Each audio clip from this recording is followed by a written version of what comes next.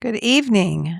This is Reverend Deborah Schultz with Rescue 180, and I wanted to start our series on prevention. First off, I want to say that prevention, if you did not know, is a science. And the things that we build our plans on that we use inside the community to bring community change, we actually use a thing called the SPF model that's been established for a whole bunch of years. I wish I could give you that number. But nonetheless, it's been very effective and it's a very good guide to help us implement the different strategies that are evidence-based strategies. Meaning when something's evidence-based, obviously that means it works. And that's all based on our data and with the target populations that we go to and speak to. So I just wanted to sort of talk a little bit about, there's one that we have on the books and go over it just a little bit to tell you just a little bit about what we do in the area of prevention. So we have a prevention plan for marijuana. And so one of the first things we would do is we would look for an intervening variable. And what that means is it's sort of a temperature gauge that's going to identify the weaknesses and the strengths of a community in a certain area. But again, one of the things that we go by and how we measure that temperature is by percentages, which happens to be data, which happens to be surveys and other ways that we get our information so that we can help a community to change. And I think a lot of people don't understand the science of prevention. It's just it's logic. It's just like when you go to the doctor, you take your car to the mechanic, same process, same logic. Process of elimination, you're going to start look at the symptoms, and then you're going to look for the reason, and then you're going to look for the root cause to see what is causing the problem. And then you start to look for the remedy or the solution. So we have a table that's called the 7 strategies for community change. Well, sometimes folks use the table of 8, which is fine either way. So on this particular substance that we are looking at in Jefferson County, we're going to look at intervening variable, which is a low perception of harm. And we looked at our middle school data, which we did our survey a couple of years ago. And we've also had a couple of surveys throughout the state that we can also break down into our community to see what the problems are. So locating the factor is a local contributing factor. 25% of middle school students say it's okay to smoke marijuana because it's legal in other states. Okay. In 2021, focus groups that we were at a particular school, I won't say that school, 586 students, and another middle school, 400 students that identified that concept. While 73% of 8th graders think people risk harming themselves by smoking marijuana once or twice a week, then a 12th grader, they have a very low perception of harm and chime in at only 55%. Males have a lower perception of harm compared to females. Males are at 58.9%, females 66.3%. In Region 2, which is where we are located, we have a survey that tells us that on a level, usually it's a male that has more of a substance misuse problem. So what does low perception of harm mean? It means exactly what it says. It means you perceive that the harm factor of using this particular substance is low. So that means that you have an issue of trying to share more data, proving to those that think it's cool to smoke marijuana, and then it won't affect them, then you have your job cut out for you to prove to the students through scientific data, collected data, that particular substance is harmful to their health. Okay? So let's look at the first strategy that we use. It's called policy, practice, or procedure change in this particular model.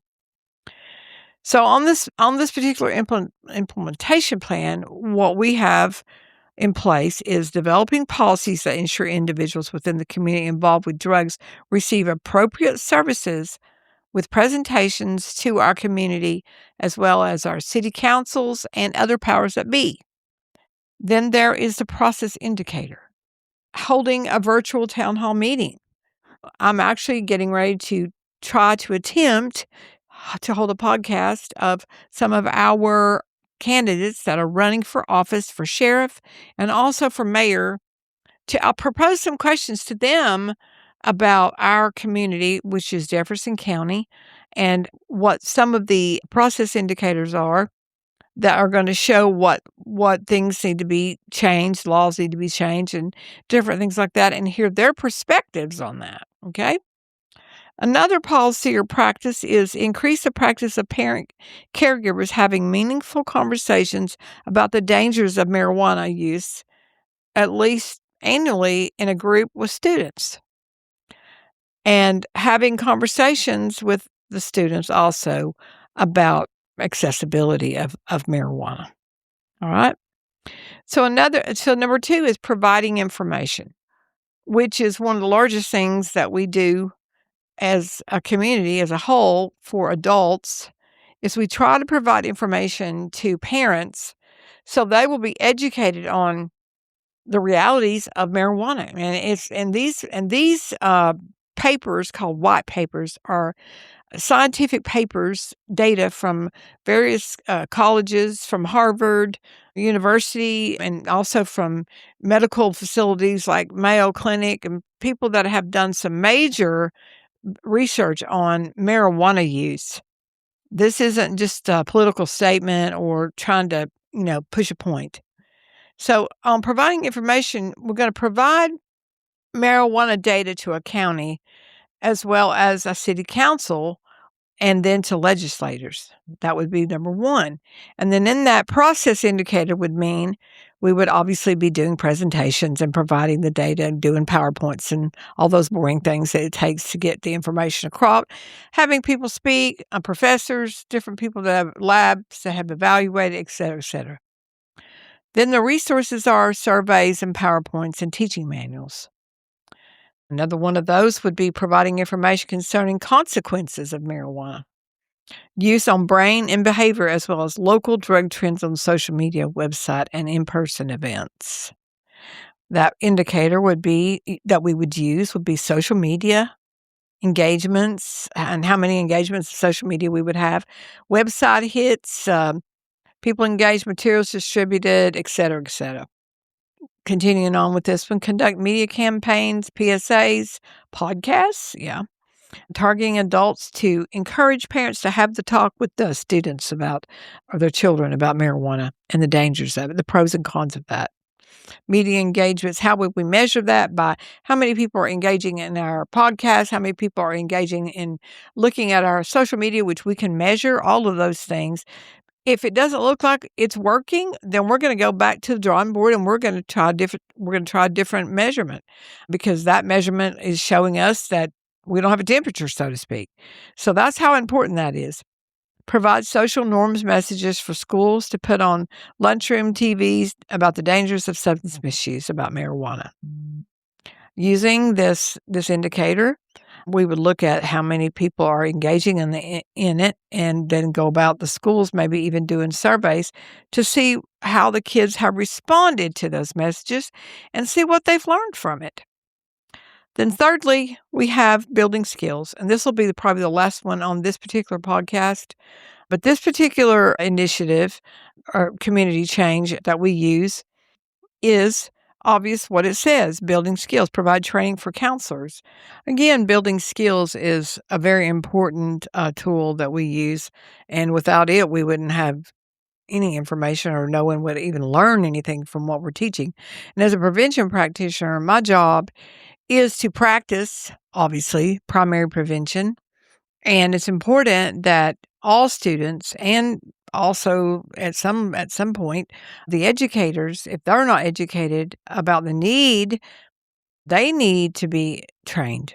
And even those are highly educated professors or teachers, we all are never too old to learn. I'm still learning. So that's what we do as a prevention practitioner. We have prevention educators who bring our different programs into the schools from our abatement grant provider that we use those fundings for and those action plans to our drug endangered children, which is the Dangerous Drug Task Force grant. And it has a whole different angle that we go out with, like Lambie, for the kids and getting to the younger generation. But our focus is our target population, just to clarify, is from cradle to the grave. When it comes to the kids, we're looking at the youngest kid of all. I know a lot of people are terrified of that. We have the book for Lambie. Trish Luna has worked very hard to rebuild her book so that it doesn't give the wrong message. It also provides different types of tools to look at the brain indirectly to the kids. It's been built on a program.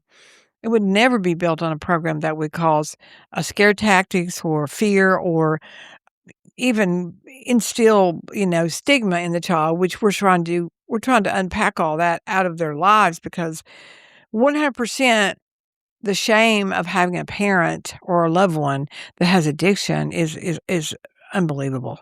And it can affect the child. It can affect the child and how they make a decision for their own personal self-esteem. So these particular programs that we do are very, very important. So I just want to reemphasize the building skills aspect. And this means not just, again, teachers or parents. This isn't just a little handbook that says, hey, this is what you should or shouldn't do.